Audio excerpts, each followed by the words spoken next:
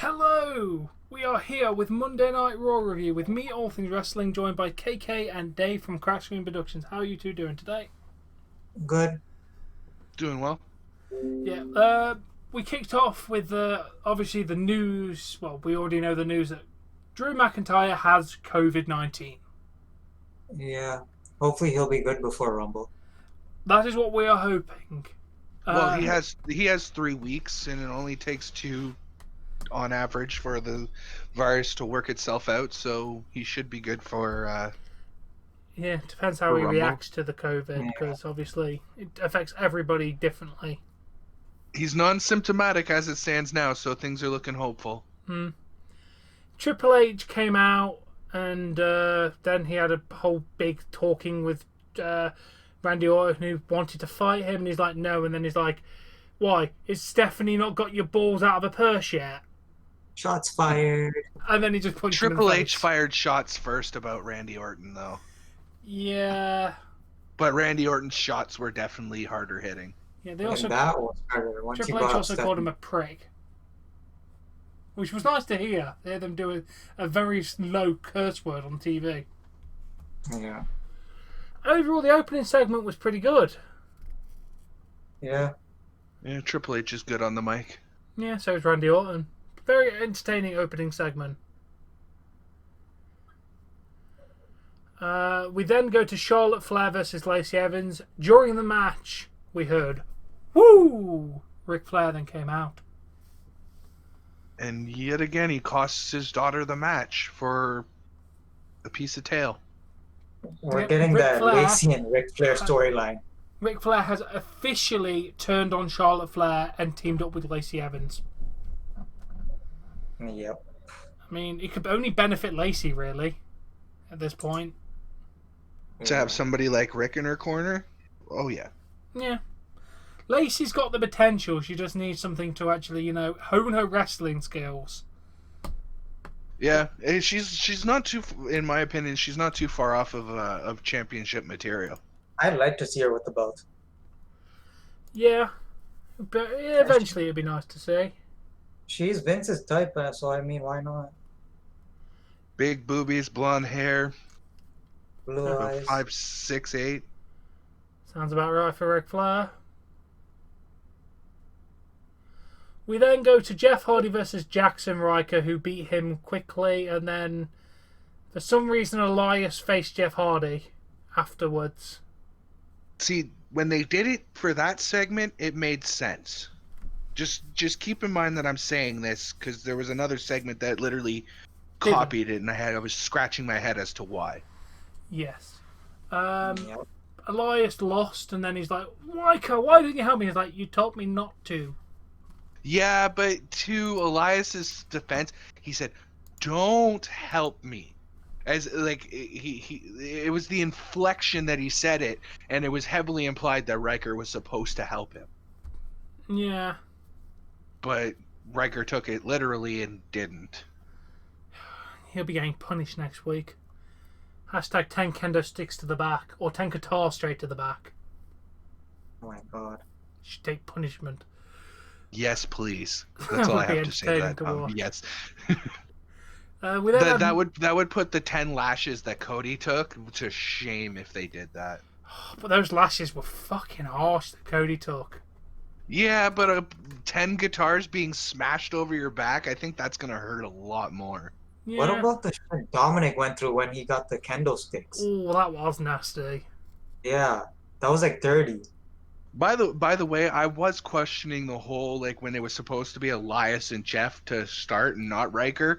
I was questioning why we were getting this match because I thought the Symphony of Destruction match ended the feud between Jeff and Elias. It did. And why is it carrying on? Because Vince McMahon's a senile old git who can't get his shit right anymore? Yeah, sounds about right. Time filler. Pretty much. Then we had Miz and Morrison versus Keith Lee and Sheamus, which Keith Lee and Sheamus won. And The then... ring broke. Broke the rope. Oh yeah, they actually broke. I thought that was a wicked spot. Yeah. There was a wicked spot in that match. That was great. I can't believe they broke the ring. Triple H even asked him in a later segment, "You done breaking rings for today?" It was great.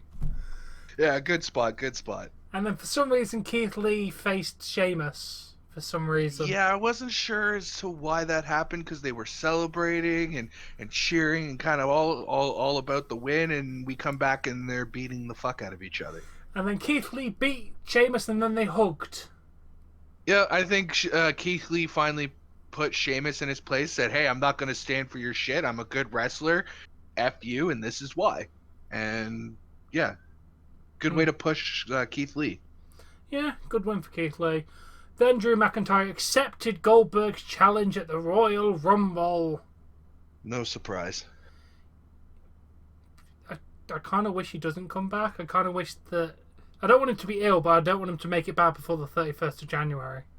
Yeah. I like Goldberg, but he doesn't really deserve all the hate. Like, I think... I just hope this is to just put Drew over. Yeah, but the problem is Goldberg hasn't put anyone over since he started doing this. Yeah. He's just been squashing people for the sake of squashing them. He doesn't need a title. That's always been Goldberg's MO, though. That's always been his gimmick, is he goes in, squash, match, and be done. I will say this. If Goldberg wins, what I do want to see happen, if Goldberg wins, Miz cash in on him. Yes. Cash in on him successfully. Yes.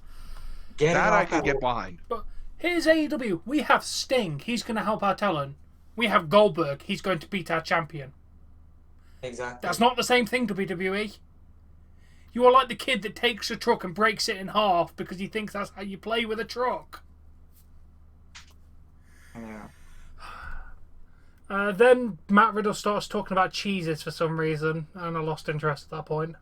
He was talking about pizza and how he's excited about his match in comparison to the excitement of eating that fully loaded piece of pizza. I identified with that segment because all he was talking about was different types of cheese. I thought he was talking about pizza. No, when we first went to the segment, he named like 9 different types of cheese, and then because he was talking about pizza toppings. I remember talking about cheese. Yeah, he was talking about cheese because he was listing off all the different types of cheese that he wanted on this pizza. I promise. He was talking about pizza. I'm a fat man. I know food. Yeah, I lost interest at that point. Yeah, it was a brutal. It was another cringy Tom Riddle. Tom Riddle? Look at that, we're not in Harry Potter, dude. Not Voldemort. Yeah, I know. I've been having English botches all night. Leave me alone. Tom Riddle, wow. What a Jesus Christ. Just get the basilisk tooth and put it through his diary and he'll die. Right? It was another cringy Riddle Riddle promo. Yeah. Then Xavier Woods got beat by T-Bar, which in a not that bad of a match, actually. Yeah. Xavier Woods is good. I'm glad he's back from that long-ass injury he was out for. Yeah. It just sucks that he came back for New Day to be split up, and now Kofi's out injured, and... Yep.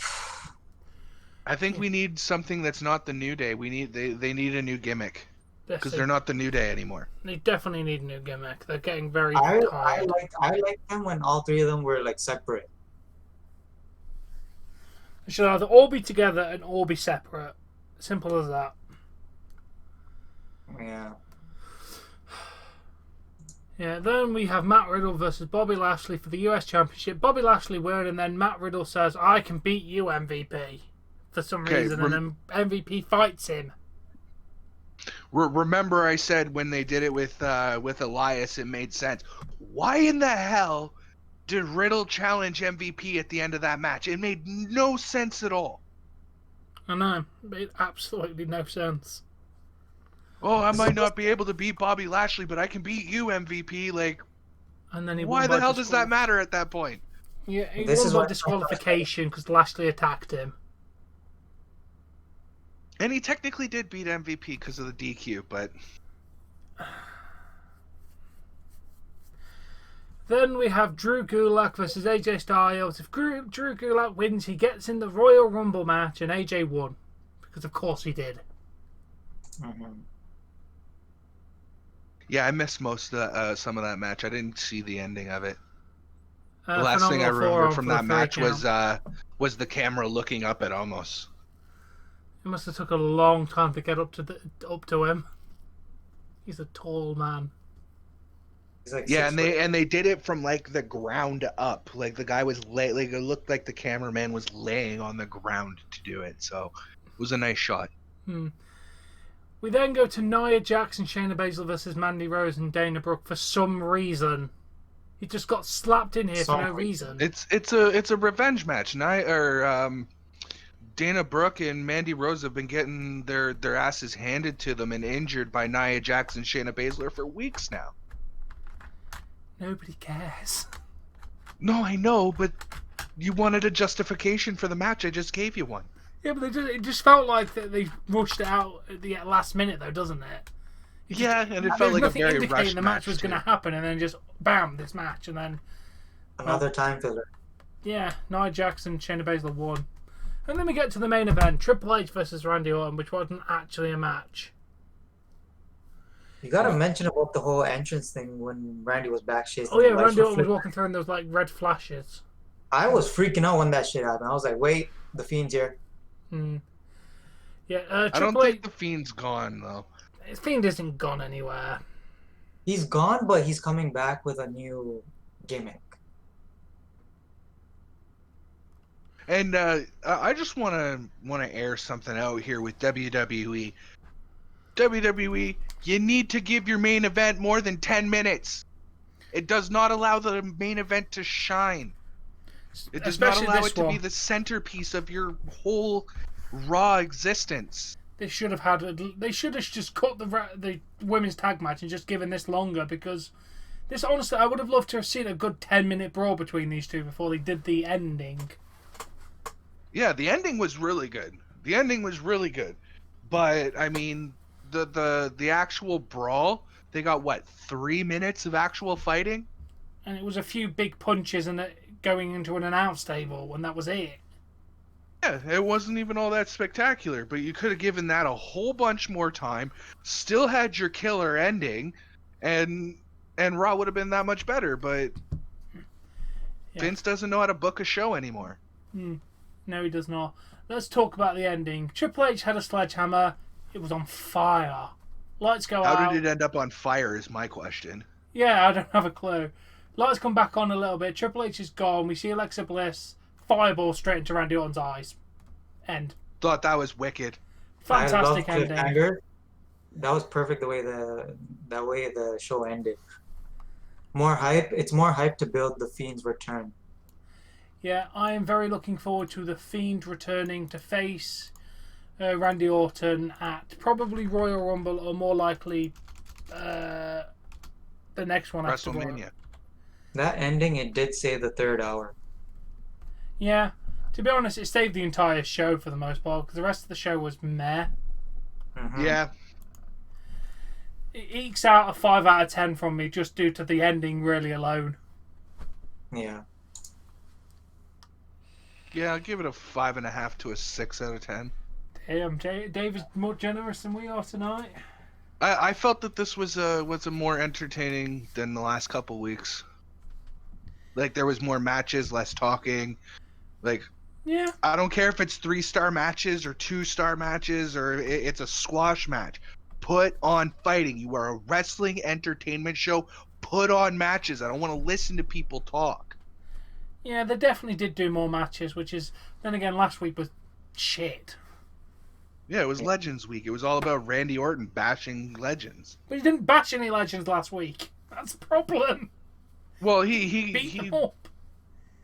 Should have attacked Well, them I mean, all. he badmouthed Big Show, Mark Henry, and Ric Flair. Yeah, the people that we see regularly. He didn't go after any of the other legends that we don't actually see very often. We saw the 3 most common legends. Very true. This is true. It's like Ric Flair shows up like at least 6 times a year. At least. But yeah, that was Raw. Make sure you check out Dave. He will be back with KK and me tomorrow to watch Impact Wrestling and then do a review about it. Yes, sir. Yeah, I forgot about Impact tomorrow. Bloody best now, do. It'll be a good night. Probably going to see Kenny Omega. Yeah, I hope so. Hopefully they do something with him again, because I really liked last week the parking lot brawl. Yeah, that was good. That was very good. I want to see a Bullet Club reunion again. That will be on AEW though. Yeah, You never know. They could drag the Young Bucks on over. that's what I'm hoping. Maybe. It'll be interesting to see. Yes, check out Dave at Crack Screen Productions. He does video games, food reviews, wrestling live reactions, wrestling predictions, all that kind of good stuff on My YouTube. own personal music. Yes, and his own personal music that I keep forgetting, Max, since I've not watched a single one of his music videos because you haven't uploaded one in ages. Yep. Actually, I have one coming. A new song that's been playing during my intro that I'm gonna be making a lyric video for very soon. Ooh. I just have to find where my PowerPoint went. Yes. Because that's how I do it. I use slides for the lyrics, and yeah. There we go. Well, there's a upcoming spoiler for content on Crack Screen Productions. Thank you all for watching, and we shall see you all tomorrow. Peace out. Peace. Bye.